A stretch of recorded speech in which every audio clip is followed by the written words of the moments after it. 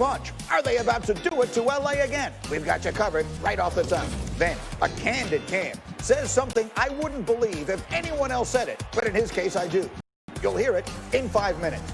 And then, it is the matchup we've been waiting for.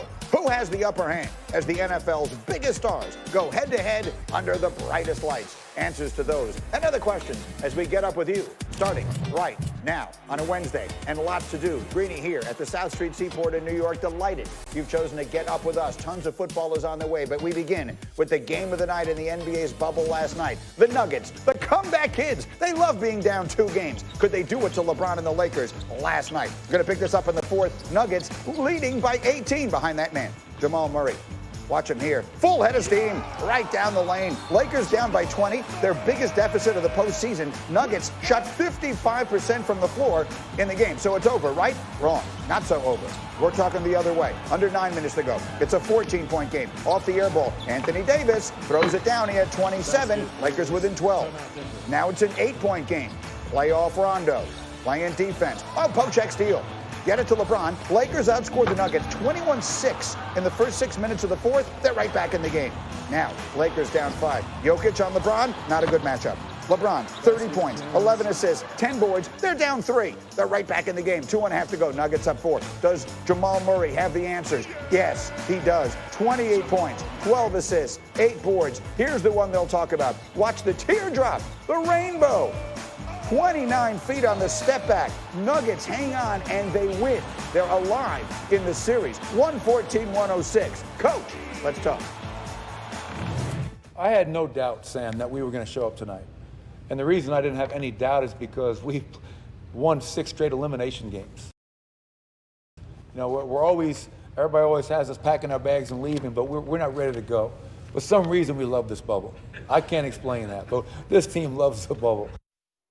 Let's talk with the odd couple this morning. Kendrick Perkins and Zach Lowe are here. And Big Perk, I'm going to start with you. You were tweeting last night like you were mad at the Lakers. What did you see that made you aggravated?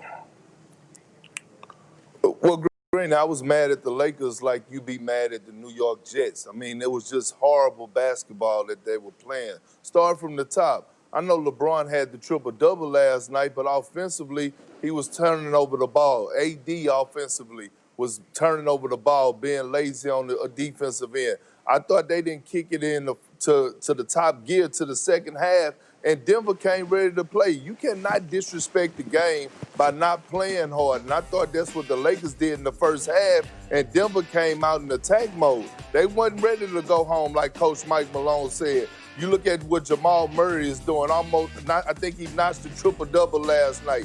Big Jokic doing the inside and out. Jeremy Grant being the unsung hero. So, yes, I was disappointed in the Lakers last night, the way that they played. Not that they lost the game, but it was that they didn't compete at a high level in the first half of that basketball game.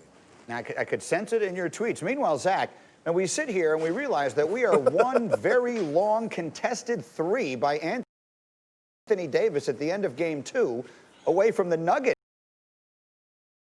being up 2-1. How do you see this series right now? Well, you know, at this point, I'd be worried about the Globetrotters if they were up 2-0 or 3-1 against the Nuggets. I mean, this is getting a little ridiculous. Look, this is a series, but I'm not worried about the Lakers until and unless they lose Game 4. LeBron's teams do not blow 2-0 series lead. They're still in control of the series. You know, when teams get down 2-0 like this, there's just we saw with the Celtics, there's a different level of urgency that you hit. This is a season on the line game, and it was not that for the Lakers. I think Game 4 will be different. I think the level of urgency will be similar. If the Nuggets get that game, then you rub your hands together, get ready for one hell of a weekend of basketball. But until then, I think the Lakers are fine and in control. No, Zach, Mike Malone said another thing that we didn't play for you there, but he said, we've got 2 superstars. He said, Jokic has been a superstar, but Murray has emerged as that. We know the Lakers have 2 superstars. The Nuggets get very little attention. Do the Nuggets have 2 superstars on their team? Regular season Jamal Murray is a nice player. Playoff Jamal Murray is like a volcano erupting 24/7. It's ridiculous what he turns into. And that was one of the big takeaways for me from the game last night. If you give Murray and Jokic, who are so complementary, who mesh so beautifully, if you give them enough time they will problem solve your defense. So the Lakers came in tonight saying, you know what, we switched too much in the first two games. We let Jokic post up our guards. We don't want to do that. And you could see Murray and Jokic say, okay, let's download that. Let's see what they're doing. By the second half, they had figured out ways to counter it. These guys are just really great, and they lift each other up. It's beautiful to watch. And so they played very well. So, Big Perk, I'm coming to you here. You seemed very confident that the Lakers were in control of this series after Game 2. Do you still feel like the Lakers are in control of this series?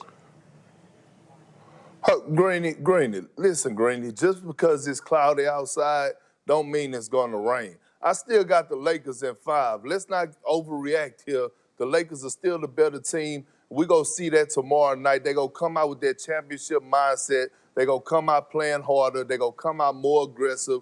And it's going to show. And I got the Lakers winning by 10 to 15 points tomorrow night. So let's not overreact here, Greeny. Okay, fair enough. We'll not overreact, and if it's cloudy outside, it doesn't mean it's going to rain. They are the odd couple, Big Perk and Zach Lowe. Outstanding, fellas. Thank you. Let me get to some football here this morning. We have much more to do. Let's talk about the Patriots and their quarterback, Cam Newton, who appears to have found that MVP form from 2015. While a lot of other quarterbacks were signed in the offseason before him and for a lot more money, Cam's only goal this year is to recapture respect. Listen to this. That is literally the last of my worries. Money at this particular point in my career is not important. And let's be honest, I've made money, but for everything that I play this game for, I haven't received yet. And that's why I'm playing. So it's not about money. It's about respect. I do admire and love the culture of the Patriots. It's been a place for me that's been therapeutic. This is a place that has been kind of rather challenging for my growth, and it's making me better. And also, you know, it has been a place that has given me everything for my needs at this particular point in time in my life. Really interesting comments, very introspective stuff. My insider, Dan Graziano, with me this morning. And that's what I referenced in the open when I said, from almost anyone else, I would never believe it when they say it's not about the money. But in this case, I do. That said, do you believe that either side, Cam or the Patriots, have started thinking about this relationship in the long term? No, not in any serious way. I think we take him at his word here. This is a business arrangement for the team and for the player. The team needs somebody because Tom Brady left and they don't know what their future is at the position. Cam needs a team in order to prove to the rest of the league that he's still got it. So he plays this out. He becomes a free agent. If he has a good year, teams will be bidding on him, and he could get a very nice contract. And one of those teams very well may be the Patriots when all is said and done. But they don't know that for a fact yet. This is about getting through this season, and so far, 2 out of 16 games, it's working very well both ways. For what it's worth, he's only 31 years old, so there is plenty of time for a full-fledged second act for Cam Newton here. Quickly, what do you hear from other teams around the league? Because basically, every team in the NFL passed on the opportunity to get this. Very much so, and the Patriots got him for something close to the minimum. Look, the scouts who've watched the tape say he looks like Cam, you know, and for whatever reason, teams weren't willing to take a risk on the health.